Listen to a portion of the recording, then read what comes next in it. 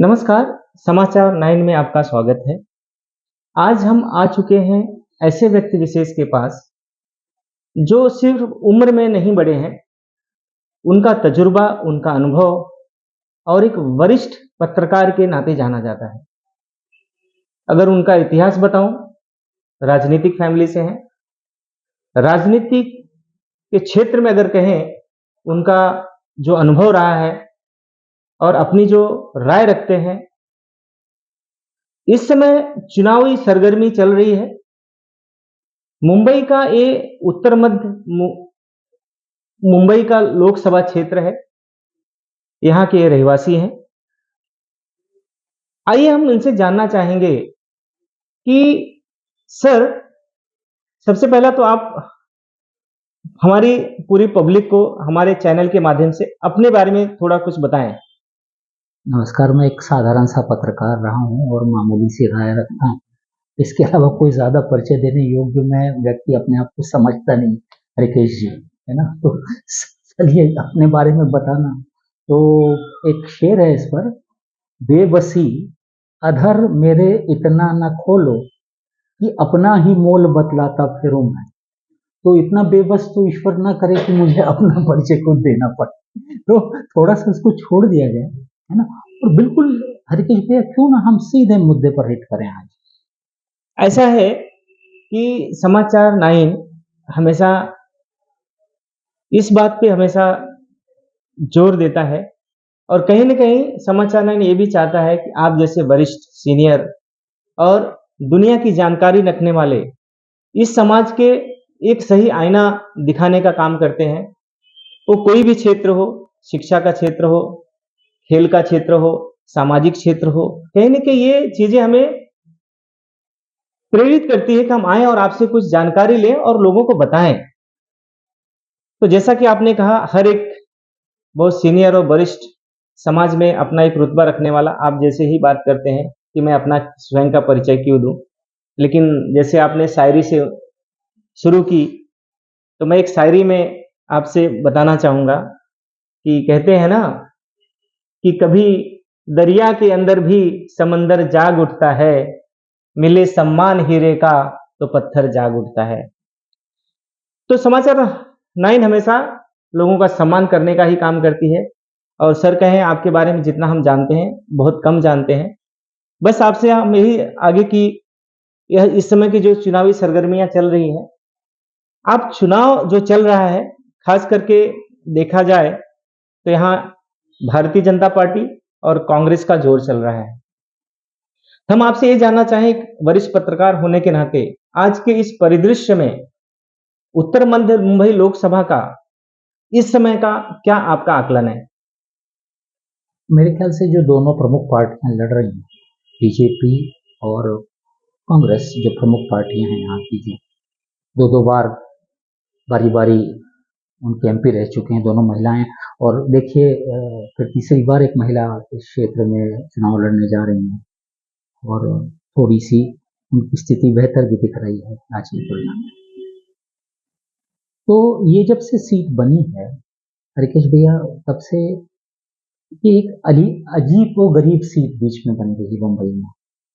इस सीट पर बीजेपी का जो कोर वोटर है, इस समय मुंबई में कोर वोटर गुजराती है। सबसे कम गुजराती वोटर इस एक सीट में है। अच्छा, हाँ, इसमें जो 6 विधानसभा सेगमेंट हैं, हाँ जी, हाँ जी। उसमें विले पार्ले में ही थोड़े बहुत गुजराती हैं, वो भी कोई इतना बड़ा संख्या नहीं है। फिर आप देखेंगे तो बांद्रा ईस्ट, बांद्रा वेस्ट, कुर्ला, कलीना, है ना, और कांदीवली, यहाँ आपको गुजराती बहुत कम जनसंख्या मिलेगी। तो ये गुजराती, ये आरएसएस बीजेपी का कोर एरिया नहीं है। सबसे पहली बात ये है। कांग्रेस का भी कोर एरिया नहीं है। अरसे से कांग्रेस में बहुत नुकसान पहुंचा है। अगर मैं आज साफ साफ बात कहूं तो मैं मानता हूं 6 लोकसभा सेगमेंट में सिर्फ चांदीवली में नसीम खान की वजह से कांग्रेस दिखती। बांद्रा ईस्ट और वेस्ट में कांग्रेस थी। अब बाबा सिद्दीकी और उनका बेटा दोनों के दोनों पार्टी बदल करके उस पार जा चुके हैं, तो रही सही कांग्रेस। कांग्रेस अब बूथ भी बनाना चाहेगी ना वहां से लेके बाकी अकेले अपने बूथे पर, तो उसको जरा कठिनाई होगी। तो कांग्रेस और बड़ा अजीब खेल मैं आपको बता रहा हूँ। अब ये बिल्कुल अलग बात आपसे समझा रहा हूँ कि दोनों ही पार्टियां कमजोर हैं, तो मजबूत कौन है? तो आपने कहा कि यहाँ गुजराती वोटर्स कम हैं, हाँ। तो आपको क्या लगता है सिर्फ गुजराती ही लोग वोट? नहीं, मैं समझा रहा हूँ आपको। नहीं, इस तरह बांटवारा करना ठीक नहीं होता कि ये भाषी यहाँ, ये जाति वहां, पर मोटा मोटा गणित देश में इसी हिसाब से गिना जाता है। तो मतलब 70-80% पर ये सत्य भी साबित होता है, इसलिए वो गिनती की जाती है कोर वोटर। तो कोर वोटर है बीजेपी का उत्तर भारतीय वोट से। अब एक लंबे अरसे से कांग्रेस से उत्तर भारतीय वोट एक बड़े पैमाने पर शिफ्ट हुआ है बीजेपी के पास, तो वो उसके पास है। उसमें भी जो अपर कास्ट वोट है वो ज्यादा सुरक्षित है उसके लिए, बीजेपी के लिए। अच्छा, है ना। वो जो नीचे बाकी क्लासेस हैं, वो जो मिडिल अपना बैकवर्ड क्लास या दलित क्लास उतने सिरे से बीजेपी की तरफ अभी नहीं गया है। उन्होंने कोशिश बहुत की है, सारे जातियों के समीकरण बना करके बीजेपी ने बहुत मेहनत की है डाउन द लाइन, है ना, बड़ी बड़ी मेहनत की है इस सीट पर, लेकिन वो जीत में परिवर्तित करने लायक की स्थिति। तो आपके कहने के अनुसार अगर जीत का पलड़ा देखा जाए तो इस समय भारतीय जनता पार्टी से एडवोकेट उज्जवल निकम है और कांग्रेस से वर्षा गायकवाड़ जी हैं। हाँ। तो इस समय आपके हिसाब से किसका पलड़ा भारी है? मैं समझा रहा हूँ आपको। अब आपने बोला दोनों कमजोर हैं, तो कोई तो जीतेगा ना इसमें से। मजबूत कौन फिर? मजबूत यहाँ शिवसेना है। एक्चुअली ये सीट उद्धव बाला साहब ठाकरे की शिवसेना की सीट सबसे, महाराष्ट्र में सबसे मजबूत सीट है ये, उत्तर मध्य मुंबई। जी, पता नहीं क्यों उन्होंने जिद करके दूसरी सीट ले ली और ये नहीं लड़े। ये आज भी एक तरह का सवाल है, क्योंकि बंबई में पिछले 2-3 बार से जितने कॉरपोरेटर शिवसेना के चुन के जाते हैं, वो आधे कॉरपोरेटर एक अकेले 6 लोकसभा बंबई में सीटें हैं, वो एक लोकसभा सीट में आधे चुन के जाते हैं। आज भी आधे, आज भी जितने हैं बचे हैं वहां रह गए हैं, उसमें 48 में 28 जो हैं वो आज भी इस लोकसभा जो अभी सिटिंग जो पिछले जो गए हैं वो, और पिछले जो हारे थे और कोर वो हैं, वो शिवसेना की शाखाएं हैं, व्यवस्थाएं हैं। ये शिवसेना की सबसे मजबूत सीट है। तो शिवसेना का रूल है, पिछले 2 बार से पूनम महाजन जो चुन के आती रही है, वो सिर्फ और सिर्फ शिवसेना की बदौलत चुन के आती रही है ये सीट पर। इसी कारण से बीजेपी के किसी भी लोकल आदमी में, जहाँ नेता हैं, 2 एमएलए हैं यहाँ और मजबूत वो शख्सियतें, शेलार साहब हैं जो अध्यक्ष है बंबई के और एक मजबूत खिलाड़ी हैं, है ना। दूसरे हमारे विले पार्ले के जो एमएलए पराग अलवनी, तो ये दो वो भी एक लंबे अरसे तक मैं उनको, जब वो स्टूडेंट पॉलिटिक्स कर रहे हैं तब से जानता हूँ, पत्रकार के तौर पे अखिल भारतीय विद्यार्थी सेना से। तब मैंने और उन्होंने और मैंने उन्होंने राजनीति और मैंने पत्रकारिता साथ ही शुरू की। अच्छा। तो वो उस समय से मैं उनको जानता हूँ, सक्षम व्यक्ति थे, लेकिन इनमें से कोई भी लोकसभा लड़ने के लिए तैयार नहीं हुआ। कोई अंदरूनी खिलाड़ी, सिर्फ प्रमोद महाजन की पुत्री ने अपना स्ट्रक्चर बनाया था और उस पर वो एक बार खेलने को तैयार थी, उनकी इच्छा थी उसको खेलें, लेकिन जो प्रमुख खिलाड़ी हैं, जो शायद उनसे ज्यादा अनुभव रखते हैं और उनसे ज्यादा समझ रखते हैं, उन लोगों ने इस सीट पे लड़ने से इनकार कर दिया, तभी तो उज्जवल निकम को लाना पड़ा। तो आपके अनुसार जो सक्षम उम्मीदवार थे, आप कुछ नाम बताना चाहेंगे इसे? मैंने बताया, 2 आपको नाम बताए। लोकसभा के लिए रोज ऐसे थोक के भाव नहीं गिनते आप उम्मीदवार। सही बात। मैंने 2 उम्मीदवार आपको बड़े कायदे के गिनवाए इस सीट पर, जो सीट पर लड़ सकते थे, न्याय कर सकते थे।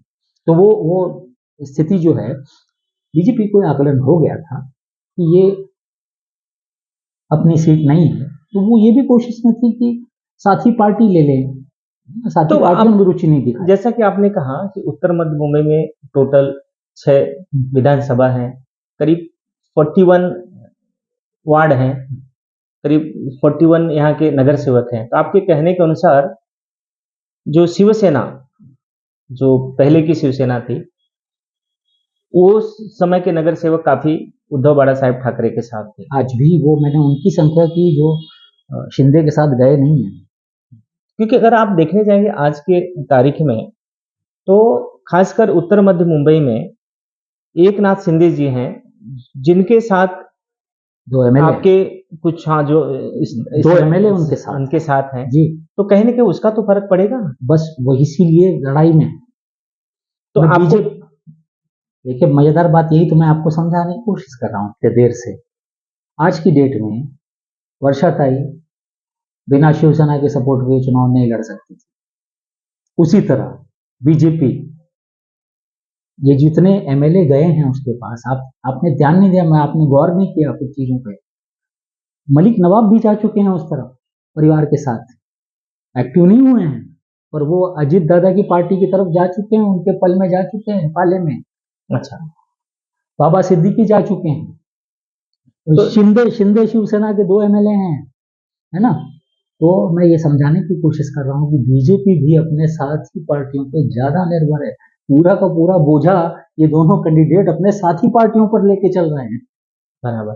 तो अभी अगर राजनीतिक पार्टियों को अगर हम थोड़ा समय के लिए अगर साइड करें, तो उत्तर मध्य मुंबई के करीब 20 लाख वोटर्स हैं। तो 20 लाख वोटर्स में करीब समझिए कि 50-60% वोटिंग होती है।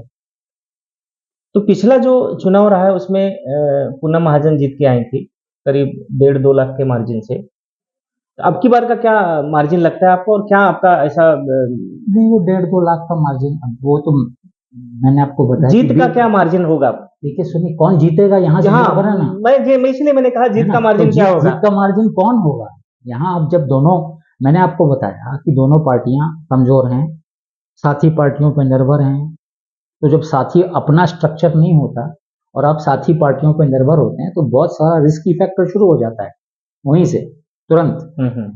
वो साथी पार्टी कितना साथ देगी, और वो साथ देगी भी तो उसका वोट ट्रांसफर कितना होगा। 1 मिनट में समझाने की कोशिश आपको कर रहा हूँ, थोड़ा इतना आसान नहीं है। ये घालमेल हो गया है पूरा महाराष्ट्र की राजनीति में, वो इस क्षेत्र पर भी घालमेल हो रहा है। मुझे समझाइए, मलिक नवाब और बाबा सिद्दीकी, ये इनका बेस मुस्लिम वोट का है ना, कितने वोट ये बीजेपी की तरफ अपने ट्रांसफर करवा पाएंगे? आप बताएं इस सवाल का जवाब। आपको शायद उत्तर समझ में आने लगेगा धीरे धीरे, क्यों गड़बड़ हो रही है। गड़बड़ कहां हो रही है आप समझने की कोशिश कीजिए। है साथी, साथ खड़े हैं, लेकिन मिलकर भी क्या वो जिता पाएंगे अपने अपने इलाके? एक क्वेश्चन, वो वोट ट्रांसफर होगा क्या? एक क्वेश्चन मार्क है। वैसे ही यहाँ पर भी स्थिति है, शिवसेना का कितना वोट कांग्रेस की तरफ ट्रांसफर होगा, ये भी सवाल अभी बकाया है। तो इसमें से जो वोट ट्रांसफर होगा, जिसके लिए लोग लगेंगे, कार्यकर्ता बूथ पर काम करेंगे, वो उस दिन दिखाई पड़ेगा आपको। जिसके कार्यकर्ता लगेंगे, जो एज यूनिट मिल करके लड़ेगा, वही यहाँ जीत पाएगा। तो जैसा आपने कहा कि मैंने हमेशा देखा है कि आपने हमेशा बेबाक और सटीक बात कही है, न किसी पक्ष में न किसी के विपक्ष में। तो जैसा आपने कहा भी है कि पार्टी अपनी जगह है, व्यक्ति विशेष कर देखकर लोगों को चुनना चाहिए। मैं खुद पार्टियों पर वोट नहीं देता। मैंने आज तक पार्टी को वोट नहीं दिया है, किसी भी पार्टी को। मैं हमेशा, पता नहीं क्यों अनपढ़ लोग वो सिंबल का कॉलम देखते हैं, अनपढ़ों के लिए होता है, मेरी ऐसी मान्यता। तो आपको नहीं लगता है कि अगर व्यक्ति विशेष की बात करें तो एडवोकेट उज्जवल निकम एक देशभक्त, राष्ट्रभक्त ऐसा बोल के, पिछले दोनों बार की तरह हमको बेहतर कैंडिडेट मिले हैं बंबई में। वर्षा गायकवाड़ एक लंबे समय तक राजनीति करती रही हैं और वो राजनेता हैं, जानती हैं, धारावी में उनका काम है जिसको विश्व ने सराहा है उनके कोविड काल को। और उज्जवल निकम जैसे वकील, उनके वकालत के पेशे को उन्होंने नाम रोशन किया, ऐसे लोग हैं। तो पहली बार अरसे बाद, है ना, हमको कैंडिडेट मिले हैं, चयन करने का अवसर मिला है, और बाकी बंबई को नहीं मिला है, इस सीट पर मिला है पहली बार वो व्यक्ति के नाते। और मैं अभी भी असमंजस में उनमें से दोनों में किसको वोट तो अभी आप, क्योंकि मैं देखते आ रहा हूँ आपकी पीढ़ी दर पीढ़ी आप लोग खुद राजनीतिक क्षेत्र में रहे हैं। अब अगर आप चाहें या आप अगर हमको बताना चाहें, तो अभी इस समय उत्तर मध्य मुंबई में डेवलपमेंट क्या होना चाहिए था और क्या नहीं हुआ है, उस बारे में थोड़ा सा हमें बताएं। तो मैं अपने कुरला की बात बताऊं, दुखद बातें कुछ आपको गिनाऊं। कुर्ला में एक भी कॉलेज नहीं है जिसको मैं कॉलेज बोल सकूं। एक आध जूनियर कॉलेज टाइप के कॉलेज हैं जो है ना का कुछ कमरों में चलते हैं। इतना बड़ा कुर्ला की जनसंख्या, अगर यहाँ से लेकर के आप कुर्ला से लेकर के चांदीवली तक गिनेंगे कुर्ला को, तो पाएंगे कि 8-7-8 लाख की जनसंख्या के ऊपर एक एक कॉलेज नहीं है, एक बढ़िया उद्यान नहीं है, एक अच्छा अस्पताल नहीं है। तो स्ट्रक्चर जो है वो तो अभी बहुत कुछ बनना, रोड बने हैं, फ्लाईओवर बने हैं, है ना, ट्रेनें फ्लाईओवर चली हैं। कितने भी बने हैं पर अभी हाँ भी हाँ, लेकिन ट्रैफिक की समस्याएं गई नहीं है। अब वो तो क्योंकि बीचों बीच पड़ता है, मेरे ख्याल से वो जो रोड एकदम चौड़े हो गए तो उसमें ट्रैफिक 3 गुना बढ़ गया, तो कोशिश हुई, है ना, पर वो शायद पूरे बम्बई के बीचों बीच होने की वजह से वो समस्या शायद इस इलाके को झेल नहीं। क्योंकि अगर आज के समय में देखें, एक आप सही पिता भी हैं, सही पुत्र हैं और एक सही सामाजिक कार्यकर्ता हैं। आपके अनुसार खास करके इस कुर्ला क्षेत्र में बेसिक जो डेवलपमेंट है किसको फोकस करना चाहिए अगर गवर्नमेंट किसी की भी बनती है तो? देखिए, मैंने आपको बताई कुछ इलाके, है ना, जैसे दूसरे इलाकों में स्विमिंग पूल होते हैं भाई साहब, सारे सदर्भ में आप देखोगे तो म्यूनसिपल स्विमिंग पूल है, एक गार्डन है, एक चलने का वॉकिंग ट्रैक है ना। तो पता नहीं क्यों यहाँ छूट गया है इस इलाके में, शायद घनी बस्ती थी और मेट्रो लाइन, है ना भाई साहब, कुर्ला को बिसार दिया गया metro line. One railway line बनी थी, हाँ जी। हाँ, कुर्ला से लेकर के कुर्ला घाटकोपर से लेकर वर्सोवा तक शुरू हुई। नंबर 2 की लाइन बांद्रा से लेकर मानपुर तक बननी थी और ये दोनों लाइन को ये भी जोड़नी थी इसी तरह से। आपको पता है पर ये विलंब क्यों हुआ? नहीं नहीं नहीं नहीं नहीं ना, विलंब नहीं किया, 2A को 2B में परिवर्तित कर दिया। अच्छा। और कुर्ला से जो कुर्ला को टच करनी थी वो लाइन कुर्ला से हटा करके बाहर से ले जा रहे हैं, एक ऐसी ऐसी मेट्रो लाइन बना रहे हैं जिसको मेन रेलवे लाइन से जोड़ ही नहीं रहे हैं। पता नहीं ये कितने समझदार लोग मंत्रालय में बैठे थे जिन्होंने कुर्ला के साथ ही। कुर्ला में आज भी स्टेशन पर पानी भरता है, 15 लाख लोग उतरते हैं कुर्ला स्टेशन पर और उस पर 6-6 लाख पानी में, गंदे पानी में मैं भी उसमें से एक जो गुजरता हूँ, हर साल अपनी सरकार को गालियां देता हूँ।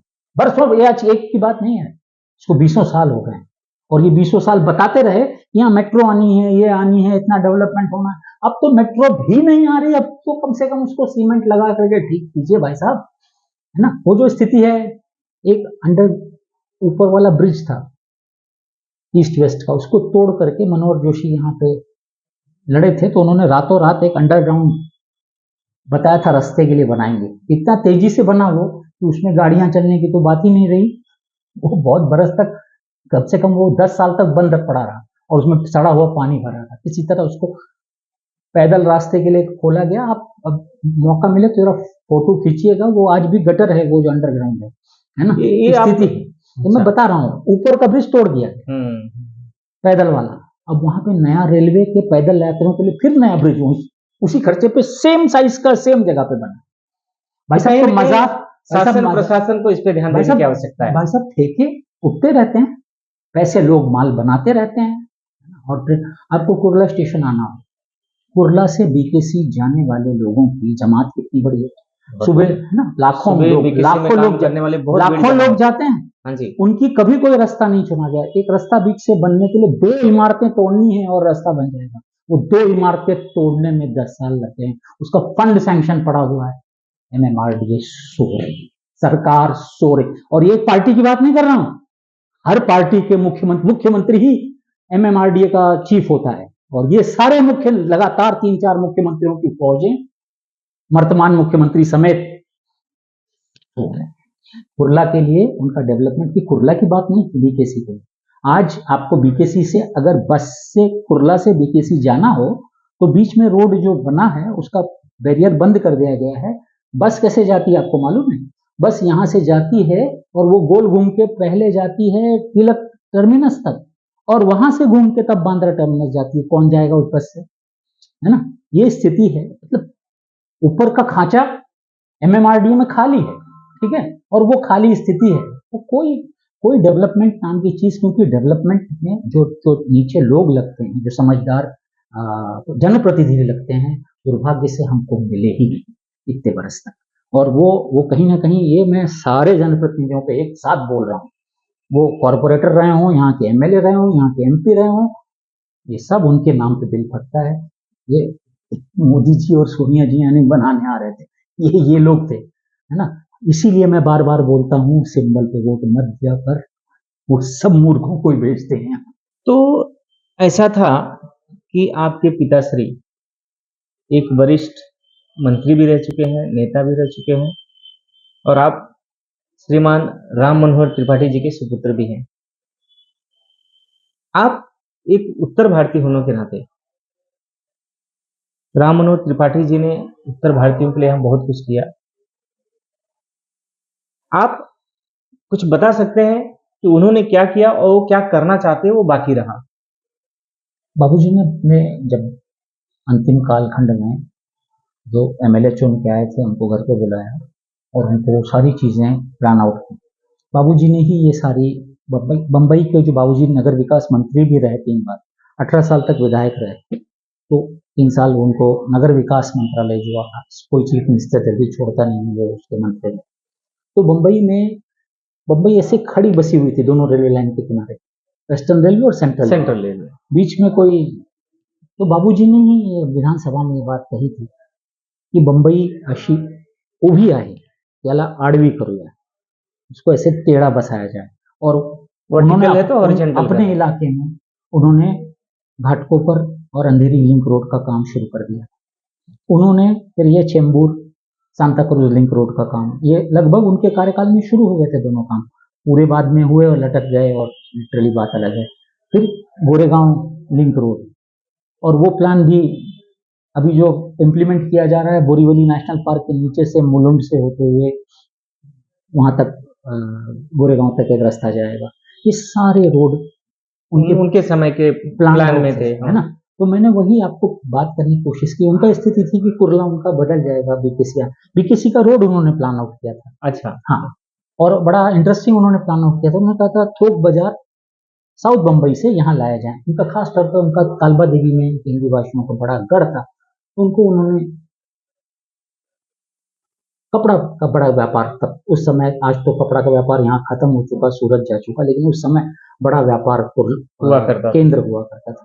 तो उन्होंने आइडिया दिया था कि ये बीकेसी में कपड़ा व्यापारियों को जमीन 1 रुपए में अच्छा देने की बात कही। ये कौन से साल की बात है?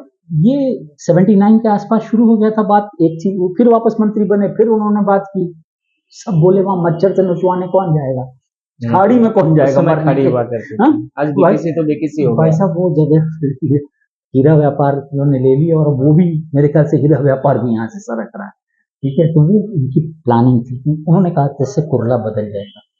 आपने कहा कि जैसे मराठी भवन है उसी तरह हिंदी भवन भी होना चाहिए, ऐसा भी कुछ? मुंबई यूनिवर्सिटी की आप बात कर रहे हैं? हाँ जी। मुंबई यूनिवर्सिटी में हर भाषा का, हर जो मेजर डिपार्टमेंट है उनके अपने अपने अलग भवन है। जैसे मराठी भाषा भवन है, वैसे ही हिस्ट्री और सिविक्स का अपना एक भवन है फिरोज शाह मेहता के नाम पर।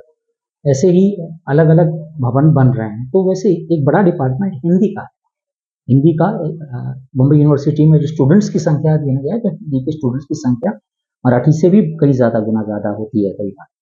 तो वो अभी भवन बनने की बात थी, बाबूजी ने बहुत कोशिश की उसके लिए भी, और वो बाबूजी के समय हो नहीं पाया। जिनको वो लाए, कोशिश की, वो उनसे हुआ नहीं। लेकिन उनके जाने के बाद में मंत्री नसीम खान ने अपने कार्यकाल के समय हिंदी भाषा भवन, राम मनोहर त्रिपाठी जो साहित्यकार भी, मूलतः साहित्यकार थे बाबूजी, आपको पता है, उनके नाम से आज बहुत सारे सम्मान दिए जाते हैं।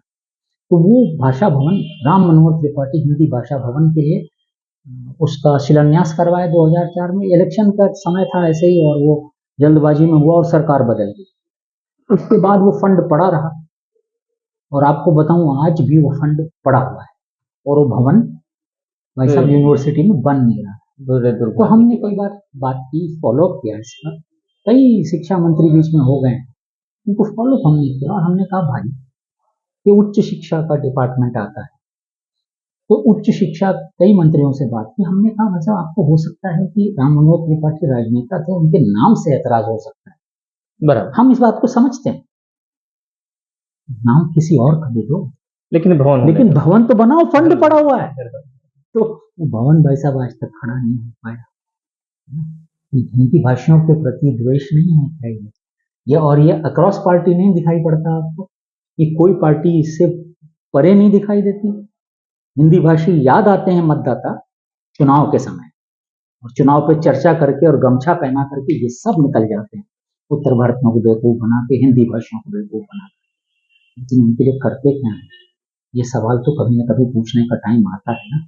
मेरे ख्याल से ये समय ये भी आया है। मैं बहुत राजनेताओं पे, सॉरी आपको लग रहा होगा मैं मुझ पे भरोसा, क्या होता है कि जब आप कोई चीज को बड़ा नजदीक से देखते हो ना, तो चीज खराब लगने लगती है। आपका चेहरा मैं यहाँ से देख रहा हूँ, इसलिए अच्छा लग रहा है, एकदम नजदीक देखूंगा ना तो मुझे उसमें छोटे छोटे छेद नजर आने लगेंगे। राजनेताओं, अब दुर्भाग्य से मैंने राजनीति की नहीं, लेकिन पत्रकारिता में मुझे झोंक दिया गया राजनीतिक पत्रकारिता करने के लिए। मेरा दुर्भाग्य, वहां मैंने लात मार दी, लेकिन वहां फंस गया जाकर के। फिर इन सब भ्रष्ट जनों के से बीच मेरे जीवन गुजरा है, उनके सबके चेहरे मुझे पता नहीं क्यों बहुत बहुत ही दागदार और गंदे नजर आते हैं। तो चलते चलते मैं हमें जानना चाहेंगे अनुराग जी, आप इस खास करके कुर्ला चांदीवली को लेकर क्या आप चाहते हैं कि उसका प्राइमरी ये चीज होना चाहिए जिससे यहाँ की जनता को उससे लाभ मिलेगा? मैंने आपको कुछ चीजें गिनाई, स्कूल, कॉलेज, फैमिली ट्रैक, एक स्टेडियम, एक अस्पताल, बेसिक सुविधा। आज बाबा अस्पताल है, किस दर्जे का अस्पताल है आपको बताने की जरूरत नहीं, यहाँ से लेकर वहाँ तक। साथ ही नाका में तो वो भी नहीं है, लिटरली प्राइवेट छोटे छोटे अस्पताल हैं, वो लूट रहे हैं लोगों को, जनता को, आम आदमी वहाँ जा नहीं सकता। इतनी बड़ी जनसंख्या के लिए बीच में एक अस्पताल होना चाहिए कि नहीं, क्यों नहीं किसी को समझ में बात आ रही है ना। वो ये जो स्थिति है, वो स्थिति का आकलन करना चाहिए। आज एक यूनिट बनाया जा सकता है, आज भी ये बन सकता है। भी किसी में जमीनें खाली पड़ी हैं, एक म्युनिसिपल अस्पताल की जगह दे दो, मत कमाओ पैसे यार जमीन बेच बेच के, एक तो कम से कम बड़ा काम करो, एक बड़ा अस्पताल खोलो। आज जे हॉस्पिटल, आज बंबई सबर्ब, इसका बड़ा सिंपल काम है, हर जिले में एक जिला अस्पताल होता है। आज बंबई के 2 जिले बन गए, है ना। तो जितने सरकारी अस्पताल थे वो सब बंबई शहर जिले में आ गए, मतलब साइंस से लेकर के चर्च गेट तक। तो जे से लेकर के जितने अस्पताल हैं, उसके सेंट जॉर्ज हो या दूसरे जे हो, जो भी हो, वो जो अस्पताल हैं सब सरकारी अस्पताल वहां है। आज मुंबई सबर्बन डिस्ट्रिक्ट में, डिस्ट्रिक्ट जिसको हम डिस्ट्रिक्ट बोलते हैं, एक भी सरकारी अस्पताल नहीं है। तो एक सरकारी अस्पताल एम्स के दर्जे का बना डालो ना। किसने रोक रखा है बंबई करके लिए, ये रोकने के लिए? ये जिला तो बना दिया तुमने, और जिले में एक जिला अस्पताल नहीं है, और इतने बरस बीत गए जिला बना कर भी। बहुत सारी चीजें अभी यहाँ करनी बाकी। और तो ये थे अनुराग जी, जिन्होंने आज हमसे बहुत ही बेबाकी और सटीक बात की। मूलतः इस क्षेत्र को लेकर शिक्षा विभाग में कहें तो एक सही कॉलेज नहीं है, जिससे उच्च शिक्षा पाने के लिए बच्चों को या तो स्टेशन का ट्रैक क्रॉस करके जाना पड़ता है, बीटी जाना पड़ता है, चर्चगेट जाना पड़ता है, पर यहाँ नजदीक कोई कॉलेज नहीं है। एक तो कॉलेज होना चाहिए सही, और खास करके देखा जाए तो जो जितने भी बड़े अस्पताल हैं वो मुंबई के टाउन साइड में हैं।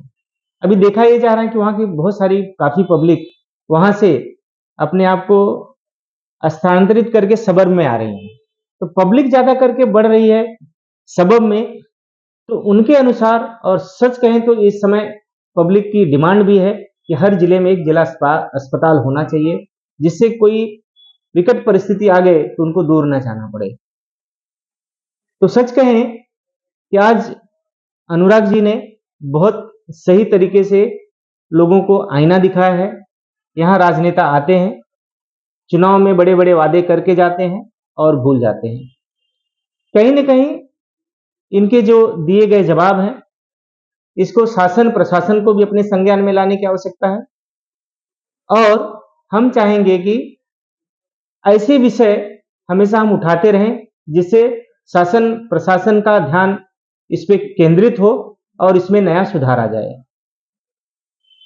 आपका बहुत बहुत धन्यवाद अनुराग जी, हमें इतना समय देने के लिए और सही बात करने के लिए।